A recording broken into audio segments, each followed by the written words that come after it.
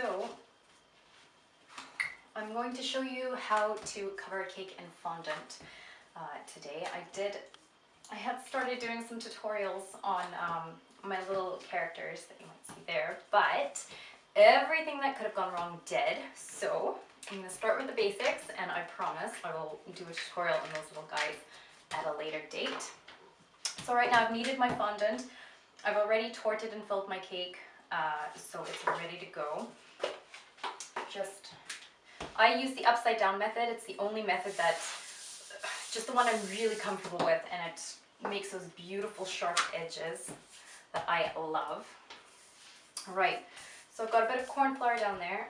I'm just gonna, this is about 1 kilo of fondant, but you'll probably only use about 800. This is an 8-inch cake here, so it's been refrigerated, so I use Swiss meringue buttercream, so that's nice and firm right now.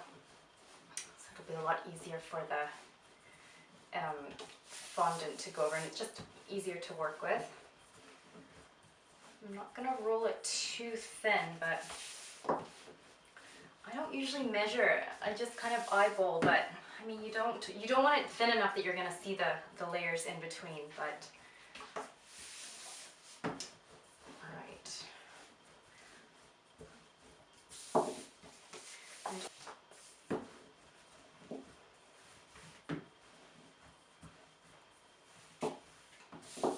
Right. So what you will need is your smoother. I've got another cake smoother here that I like to use. That's just to get the really sharp edges as well. Bit of parchment paper. This 8-inch disc here, that's just to go underneath the cake, but I will show you that in a minute. Right, so I've got my fondant rolled out to where I want it. I'm just going to take my smoother, just get any little bumps out, just make sure that's even. So what we're going to do is just flip that over, just get that on the cake and then smooth it out. I start at the top there and use your smoother. Just gently getting any air bubbles out,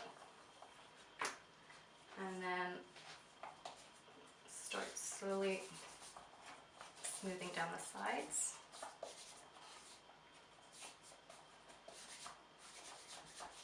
Just getting any air bubbles out while you go.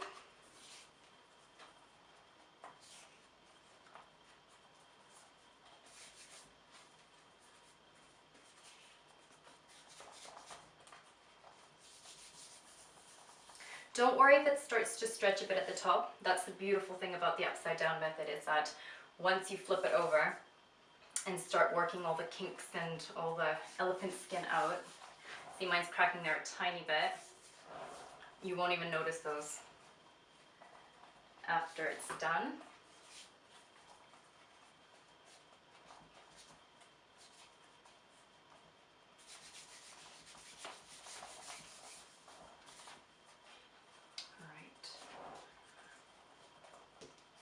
You've just got to pull and stretch a bit so you don't get the sides coming in. You don't want a seam, so we're gonna just gently pull.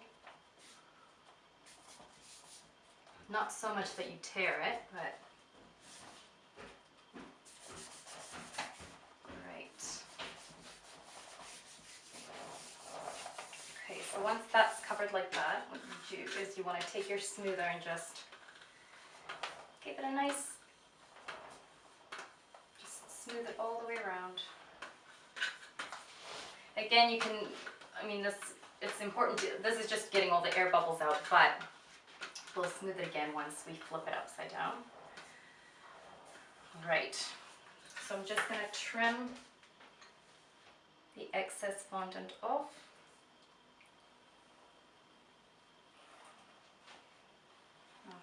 Okay.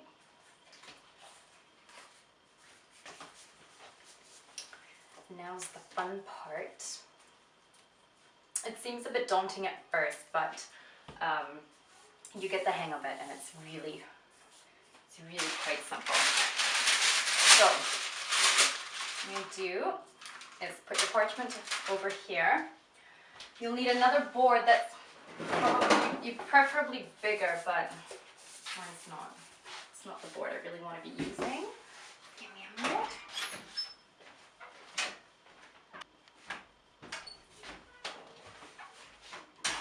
Right, so I've got a board here.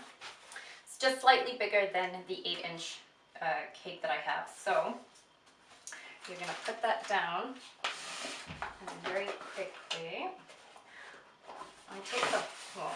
you could take the whole stand, but if you're not comfortable doing that, just pick it up at the base and put a bit of pressure down and flip.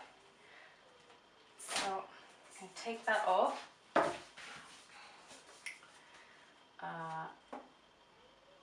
You can put that board down there. That's just so you can really hold it down.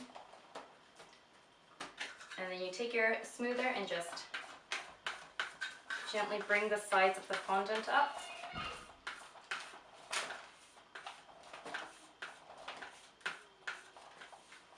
You'll generally have this board underneath your cake anyway, but I forgot to do that earlier, so just I'm doing that now.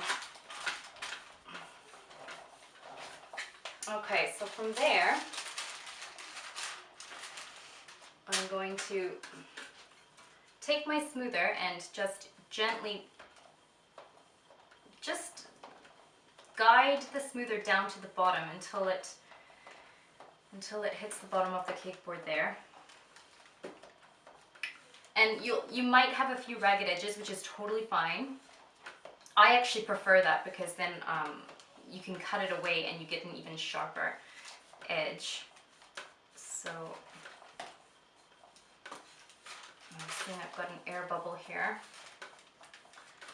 And again, I'm just going to push the air bubble to the top and just keep going around. You've got to actually have quite a firm handle here, so don't worry about being too rough with it. You're not, it's going to be fine.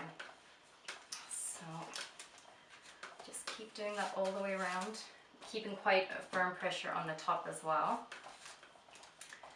Just keep going, just stretching a bit out, getting any of, you can see a bit of the elephant skin now. I'm seeing a bit here, and that's where you just push it in to the bottom and get all that elephant skin out, basically.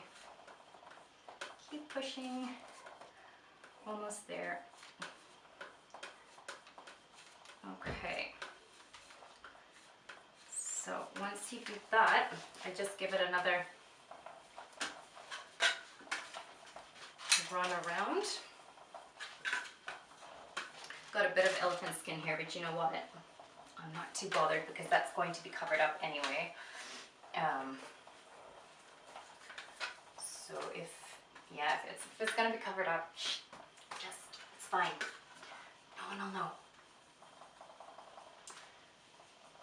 I'm just trying to get a few of those kinks out because they are sort of bugging me too, but there you go. Okay, so now take my knife and I'm just going to trim away a bit off the top here. Really don't need that.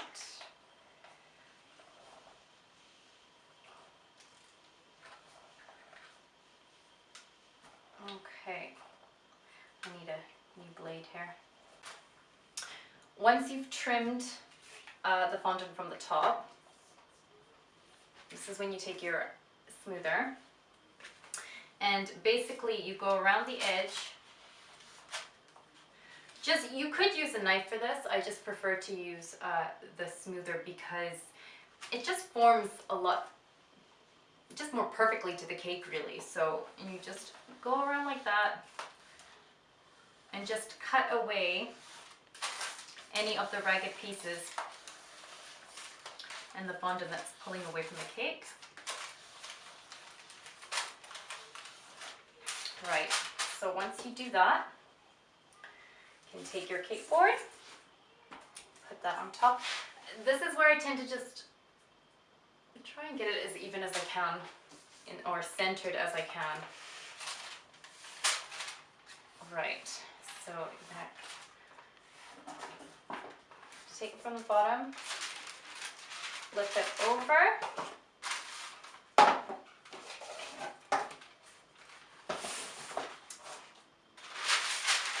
there you have it.